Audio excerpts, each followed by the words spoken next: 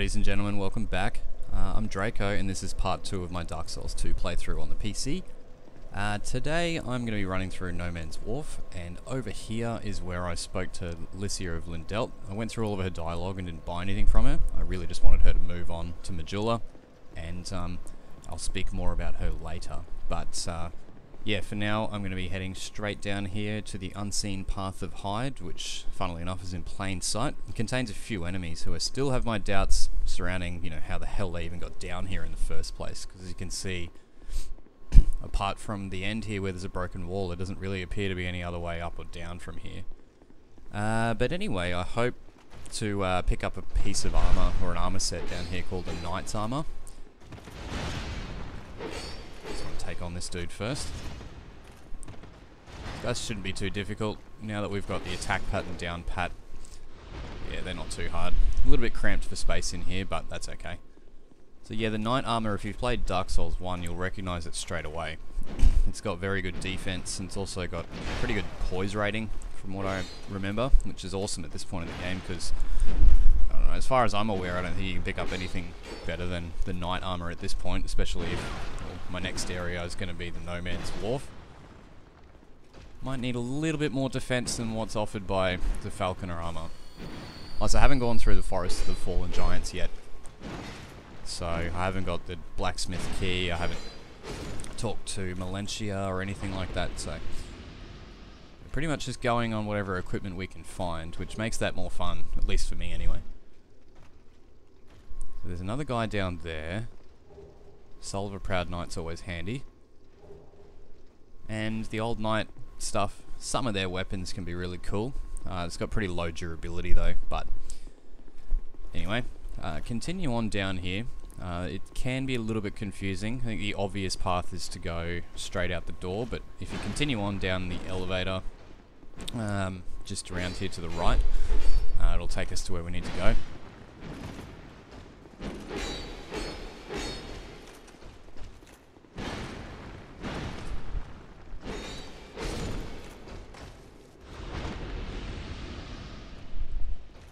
So poor Alicia that I spoke to before, so I didn't want to make you guys sit through her entire dialogue tree, but, you know, suffice to say that she's come to Drain Lake to spread the word of the Lord and, you know, preach the value of miracles, as you do. She's pretty clearly a follower of,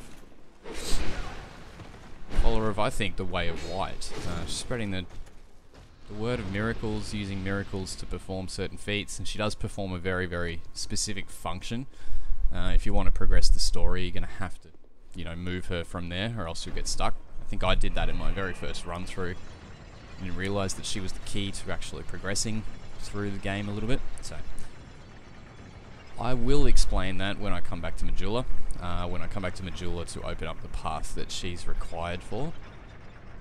But down here at the right at the bottom of Heide's tower, we encounter more of the old knights, and I'm ankle deep in water, which makes the movement speed slower and places sort of greater importance on rolling and stamina than really ever before.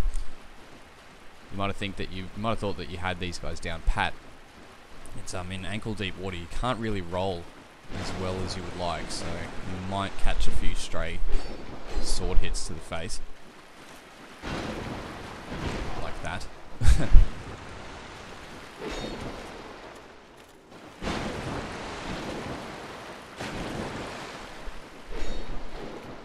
So I don't know, I might have thought that the old knights down here may have been constructed down here, or purpose built, because they certainly don't look human. They look sort of robotic, like golems. I don't know how on earth they got down these sort of doorways and through these sort of little pathways here. But anyway, this is what we came here for. This is the old... sorry, not the old knight armor, this is just the knight armor. Fantastic stuff. When upgraded, this is really, really good stuff. It's a little bit heavier than the Falconer armor that I'm wearing at the moment, but that poise rating that it's got, especially the armor, like the chest armor, is a big, big upgrade.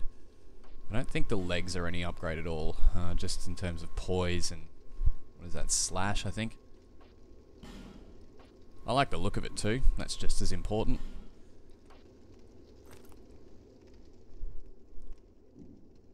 Yeah.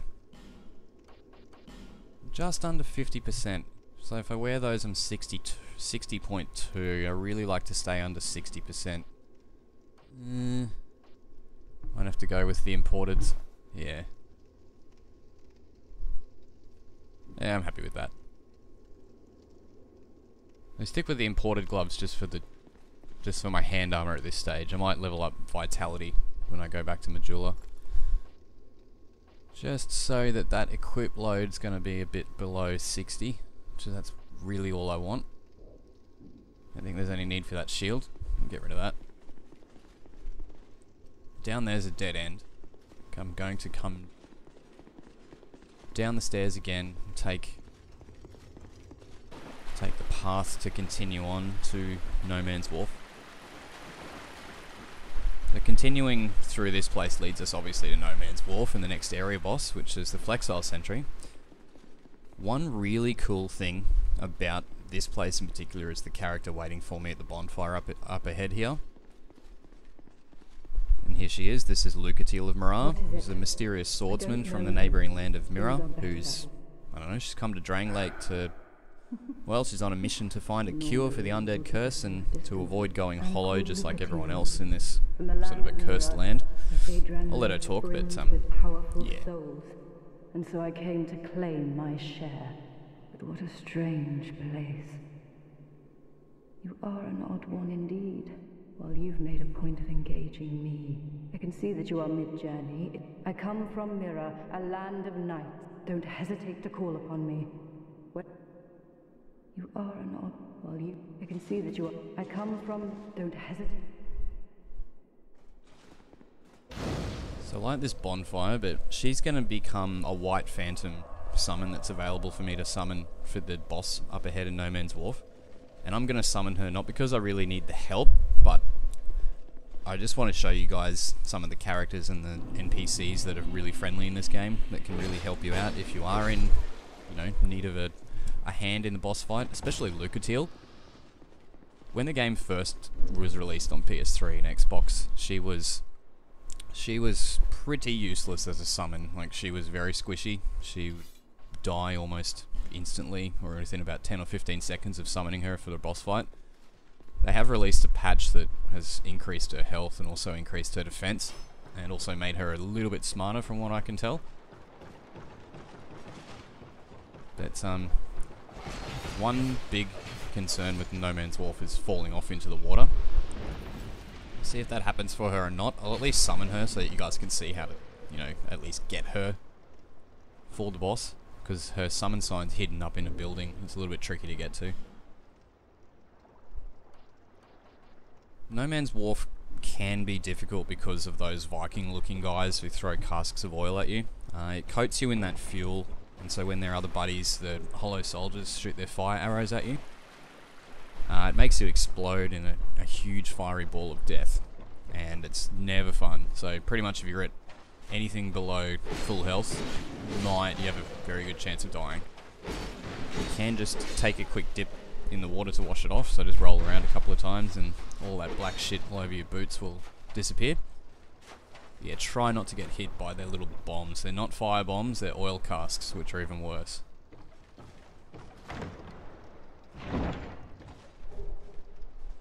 Titanite shard, it's always handy. I always like getting upgrade materials in this game for free.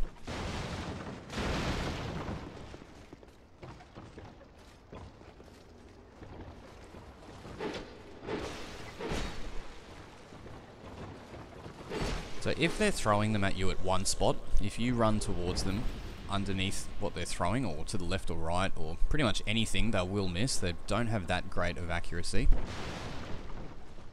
Always wait for them to actually throw it before moving, because they'll adjust their aim and throw it to where you're going to be. That's one of the things that I found the hardest to adjust to in Dark Souls 2. Even the archers are like that. They sort of just adjust it to shoot where you're going to be at. It's pretty cool. It's pretty good. So we've got two hollows, and he's probably, this guy I'm fighting now is probably the double curved swordsman. He's the biggest threat.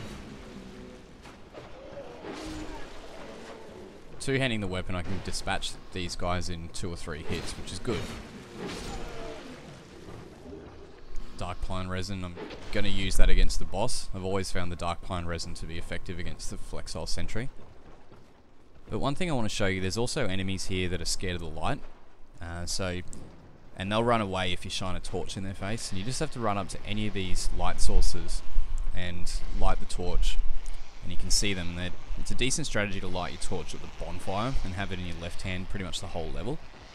Not only does it look so gorgeous, at least on the PC with the improved lighting effects, but you can also make these long-armed creatures flee. As you can see him, doesn't want anything to do with that light, which is probably good for me because I don't want anything to do with him.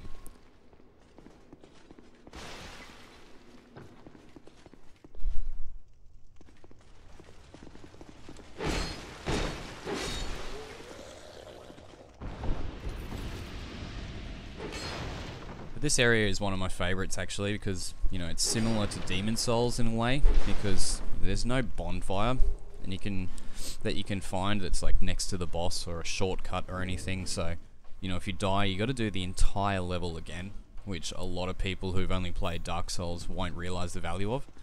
In Demon Souls, except maybe 3 or 4 of the bosses, pretty much every boss was located at the end of a level that took you maybe half an hour to clear. If you die on that boss, sorry partner, you're all the way back at the Archstone or the bonfire once again.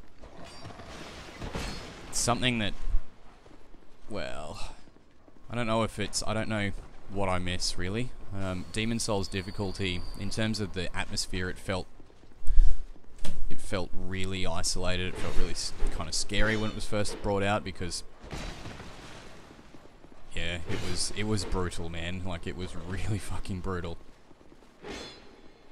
I don't know whether it's I don't know if I'm a veteran at Dark Souls and Dark Souls 2 now that I find it less difficult, or whether they have made it slightly easier because of the bonfires all over the place. I think it's a bit of both.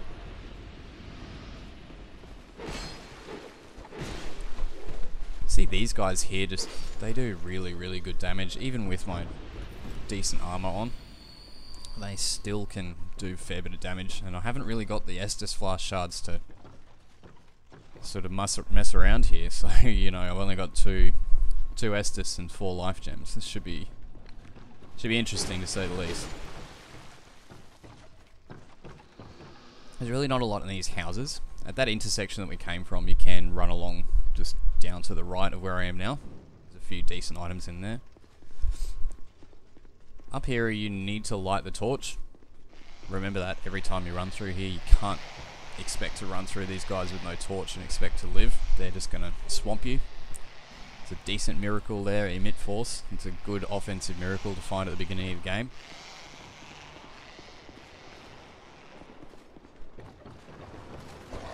It's another thing about the Faith class is that when you play anything to do with Faith, if you invest a lot of points in Faith and Attunement at the start of the game, you're gonna find that there's not a lot of miracles that can actually do any damage at the beginning. So Emit Force, 1 or 2 others that you'll find along your travels that really, really help. We need to pull this switch to make the ghost ship over there come across to take us to our next destination. Also the area boss is down in the bowels of that ship. Looking forward to it. I love the scenery here. I only wish that they had have animated, you know, levels that we could have run around up in those buildings and sort of weave our way in and out. That would have been amazing. Because Dark Souls 2 is fairly direct. I mean, there's not a lot of levels or places you can go where it's not just running straight forward, which is a bit of a shame. I always like a level that you feel like you might get lost in. You feel like it's not just a procession running straight forward or anything.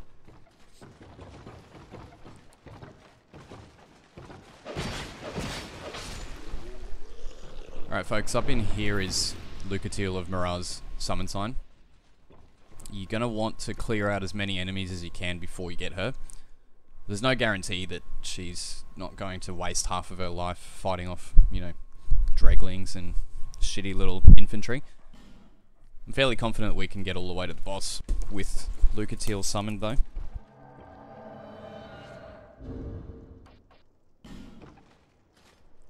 But I guess going back to the Demon Souls, Dark Souls 2 difficulty and that sort of stuff, I guess that's just me and my tastes, but please let me know in the comments if you like the change, or if you're a Demon Souls veteran like me and you miss the old days sometimes, just let me know what you think. There's not a lot of consensus around that topic. I don't think I've heard a lot of people talk much about the bonfires and archstones issue. They have just said in general that they've made it a little bit easier. But I don't know how much that is to do with people actually being good at this game, or whether it's to do with the placement of bonfires. I think it's to do with the bonfires.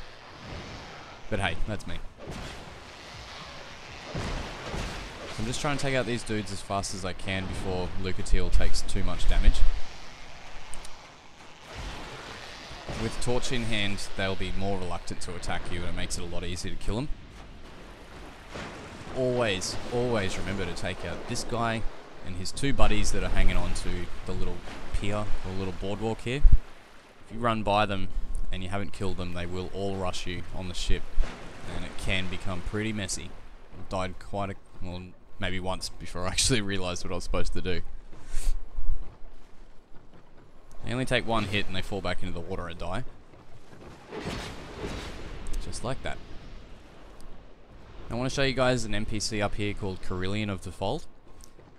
He is a very, very good NPC to find early in the game if you're a sorcerer, or anybody that uses, you know, intelligence or spells.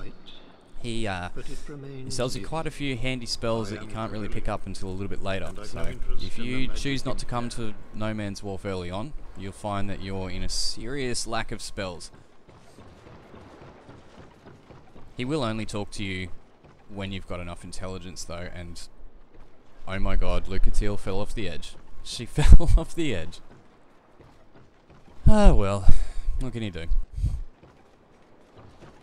It's one thing she's prone to do, is falling off these boardwalks. I probably should have come to see Carillion after I beat the boss, but that's okay. We don't need Lucatiel. All you guys need to know is if you summon Lucatiel, make sure she survives the boss fight. Make sure she survives at least this one. And because this is one of the easiest ones for her to survive in. The Flexile Sentry is not that hard.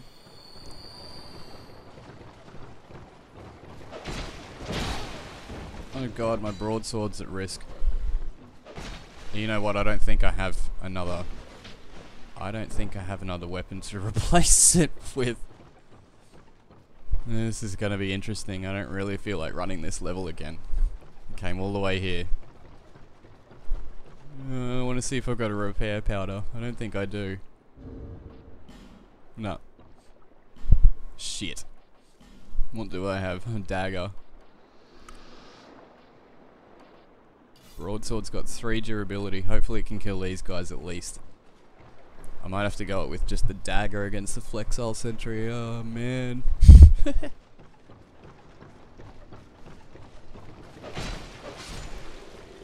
It's not broken yet. Like, we've only got one guy to kill. Try and backstab him. Yes.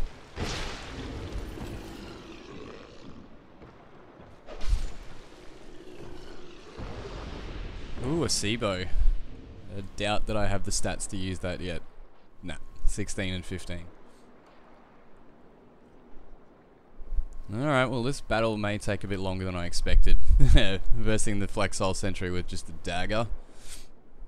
Yeah, I think if I buff it, I might be okay. But what I am worried about with this fight, I've never taken long enough to notice it, but I do know that if you spend too long, you know, fighting the Flexile Sentry, he's gonna, well, he doesn't do it, but the actual water level in the basement of the ship rises, and I think he can drown. I know it reduces your ability to move and ability to roll, but I think you might be able to drown, so there's a high possibility that's gonna happen. Oh well, YOLO. I'll just go it with my trusty dagger, my dark pine resin.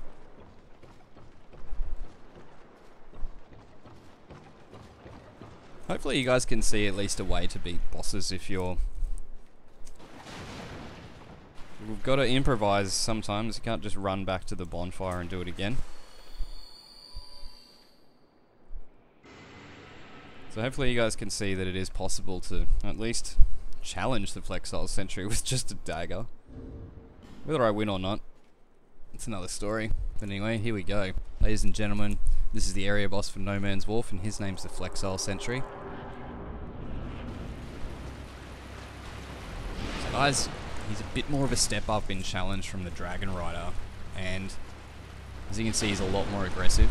So summoning Lucatiel can really help, as she'll sometimes take the sentry's attention. It should allow me to attack him and attack his back and his side without too much danger.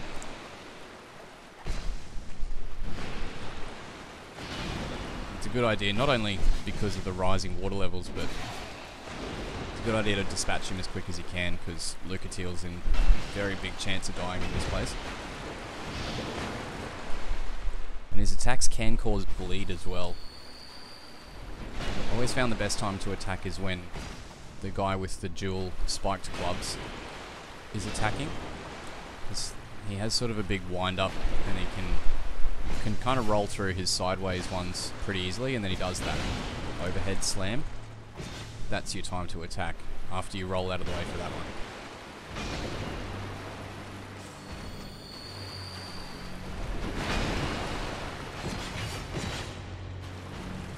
So I'm not really doing much damage with no buff on my weapon. It's a bit worrying. 29. I might get some time to cast. At least I've got a couple of those Dark Clone resins, or else we would literally be here forever. Yeah, much better with the Dark Clone resin, as you can see.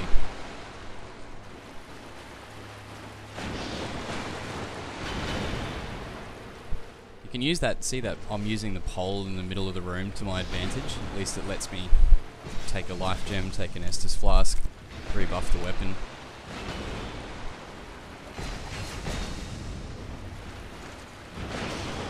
Alright, so we're nearly halfway. We're getting there. You can see that water level, it's over my knees now.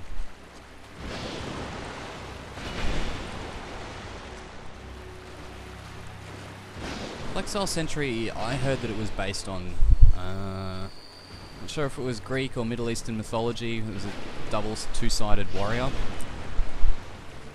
As you can see, one side's got the slashing swords, one side's got the barbed clubs. Both of them are going to inflict bleed. The slashing guy's, I reckon he's more difficult than the club guy. So if you can, you want to try and turn him around and get the club guy's attention, because the guy with the two swords is way more aggressive and challenging.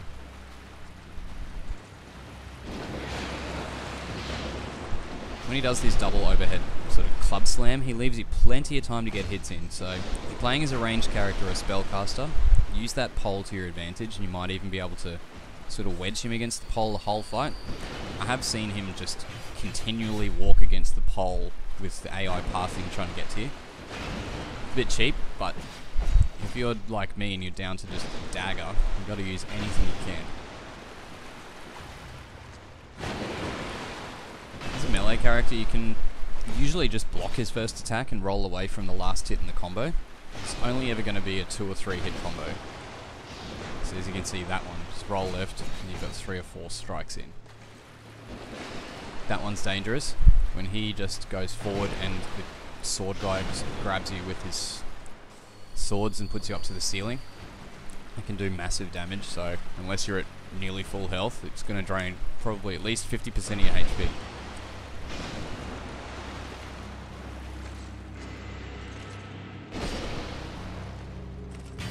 There it is.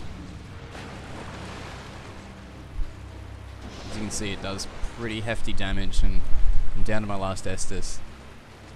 I really don't want to die. I wanted to see how far I could get through this without dying.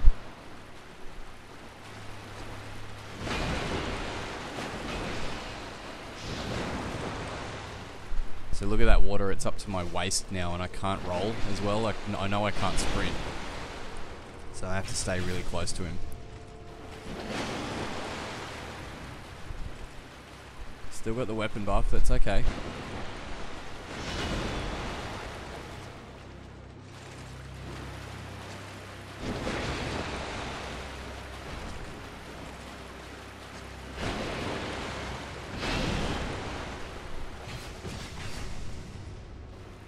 Alright, I need a few more combos in here. And I really can't afford to get hit too much more. He's nearly down. Can't believe I'm going to do this with just a buff dagger.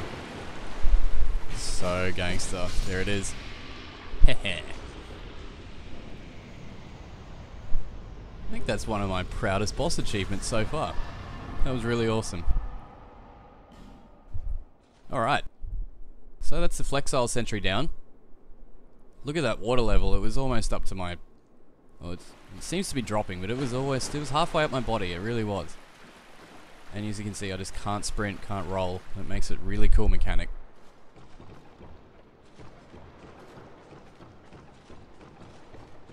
So up here we've got that weird looking table. But over here, don't forget to pick up this pyromancy glove. I'm going to be using a few pyromancy spells, and if you're like me, and you don't want to invest too many points in intelligence or faith, pick up this pyromancy glove and the fireball spell. It's awesome. There's some really, really great pyromancy spells in this game. They've taken great lengths to increase the damage that pyromancy does and make it a more viable role.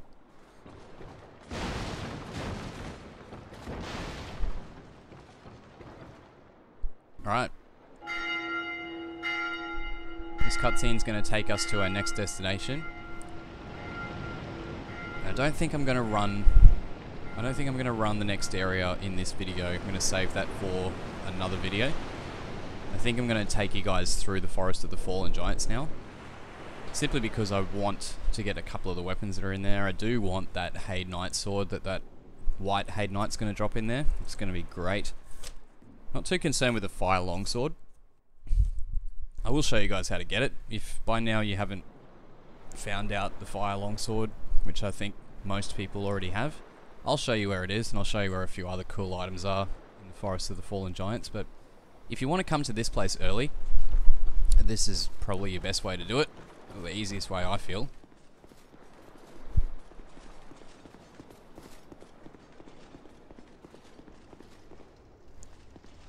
There's not much to see in here. You have to take that elevator up and it takes you to the first part of the Lost Bastille. A very long, very dark and very lonely area. There's no music, there's only one boss here. There's a lot of tough enemies that gang up on you.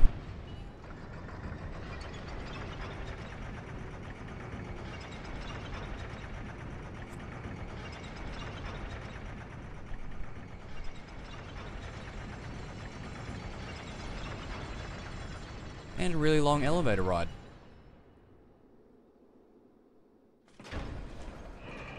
I believe there's just one item in here. I forget which cell it is every time.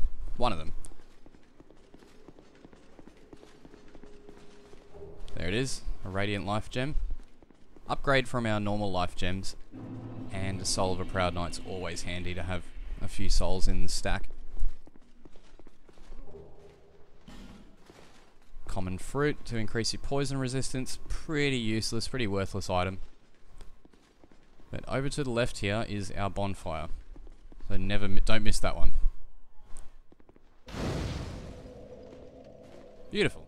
Alright, I'm just going to quickly travel back to Majula and level up a couple of times. As you can see, I picked up the pyromancy glove, but I can't actually use any pyromancy yet because I haven't got the attunement. So I definitely want to take a few points of attunement at level up here. Don't know whether I'll need it for the forest or not. I think there's a couple other things that are a bit more important than the attunement. We'll go back to the Farfire. We'll level up a couple of times because I've got a fair few souls. But as you can see, just by doing those two areas, I've gained, well, I'm going to gain maybe 10 to 12 levels and a really awesome piece of armor. Taken out a couple of bosses. I've picked up Pyromancy Flame, which is really cool. That is the only way. Really, really awesome way to go about the game. Makes it a bit interesting as well. If it's not your first time through the game, like if you've beaten it once or twice before, you may want to just try your hand at going through with baseline stats through Heide's Tower.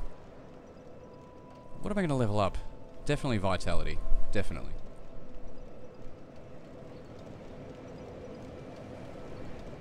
I should be able to take my soul level up to around about 30 something. And I don't think after this level up I'm going to be leveling up all that much. I think my maximum is going to be about level 40, just because I want to keep the challenge in it. And another thing about Dark Souls, if you think that by leveling up to level 120 and you've no idea how to dodge or roll or parry or anything like that, it's not going to help you. You really need to get your skills down first before you start just leveling up everything. It does make it easier against some easy enemies, but not against bosses. You're still going to have to avoid attacks.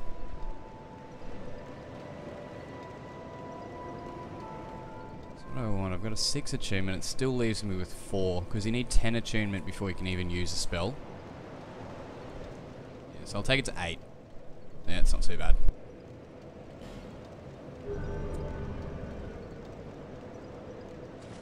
Now I think I've got...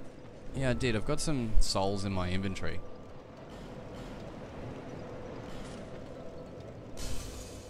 Yeah, I won't worry about leveling up just yet.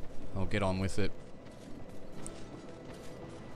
Alright, so down here we've got the path to the Forest of the Fallen Giants. This is our next destination, so I just want to light the bonfire that's down here so that I can rest and call an end to the video. Heh.